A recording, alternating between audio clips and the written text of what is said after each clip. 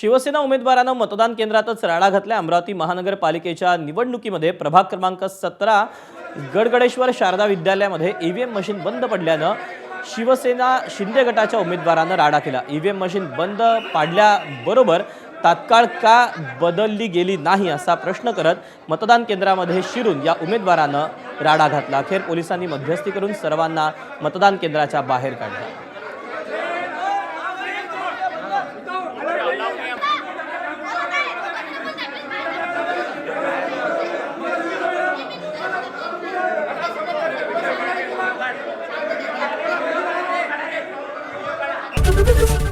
ABP माझा, उघडा डोळे बघा नीट।